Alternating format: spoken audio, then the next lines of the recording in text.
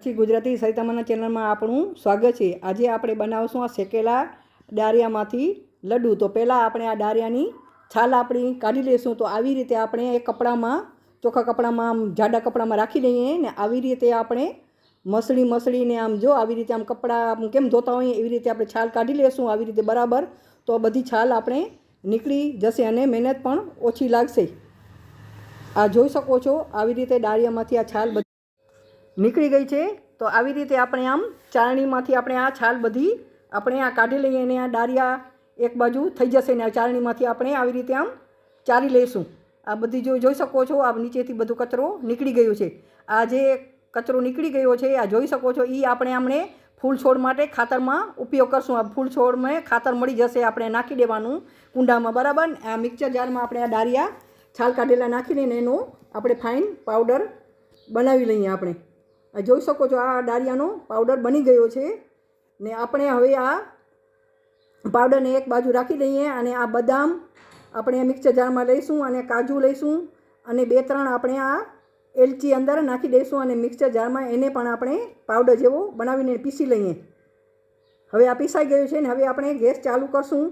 તો પહેલાં આપણે આ ગેસ ચાલુ કરી લઈએ ને અને કઢાઈ આપણે ગરમ કરવા મૂકી દીધી છે। તો તેમાં ફક્ત આપણે હવે એક જ આ ચમચી ઘી આપણે એડ કરીશું અમે અને ગરમ થવા દઈએ આપણે।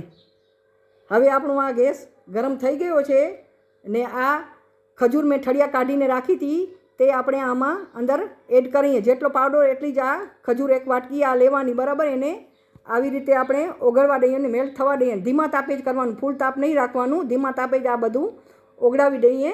હવે આપણી આ ખજૂર આ ઓગળવા આવી રહી છે અને એક રસ થવા આવી છે।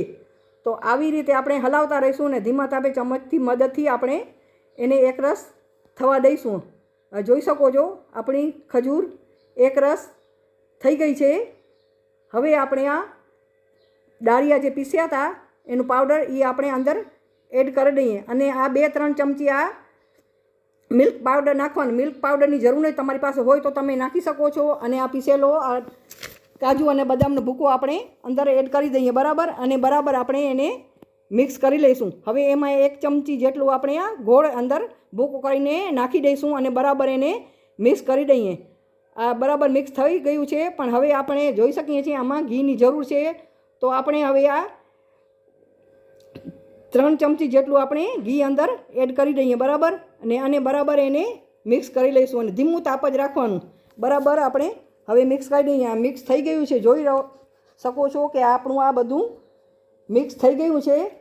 હવે આપણે એને ગેસ બંધ કરી દઈએ, થોડું ઠંડુ થવા દઈએ। હવે ઠંડુ થઈ ગયું છે ને આવી રીતે આપણે એના લાડુ બરાબર વાળી લઈશું ને આ શેકેલા ડારિયાનો પાવડર સ્વાસ્થ્ય માટે ખૂબ જ લાભકારી છે। આમાં પ્રોટીન, ફાઇબર, આયરન અને જરૂરી ખનિજોથી તે ભરપૂર હોય છે। તે પાચન સુધારવામાં પણ મદદ કરે છે। આ ગરમીની મોસમમાં આ ડારિયાનો પાવડર બહુ જ ફાયદાકારક છે અને આની તાસીર ઠંડી હોય છે, તે આપણને લૂથી બચાવે છે, શરીરને ઠંડક આપે છે અને સાથે જે ખજૂર હોય છે તે શક્તિ આપે છે અને હાડકાને મજબૂત બનાવે છે।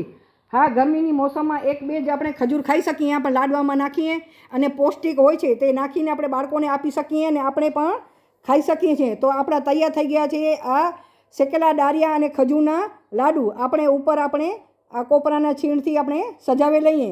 મસ્ત મજાના લાડવા બને છે અને ટેસ્ટમાં પણ બહુ સારા હોય છે। તૈયાર છે આપણા શેકેલા ડારિયા અને ખજૂરના મસ્ત મજાના લાડવા। જરૂરથી બનાવજો। તમને રેસીપી મારી ગમે તો લાઇક અને શેર કરજો અને કોમેન્ટ કરજો અને મારા ચેનલને સબસ્ક્રાઈબ કરજો। આભાર।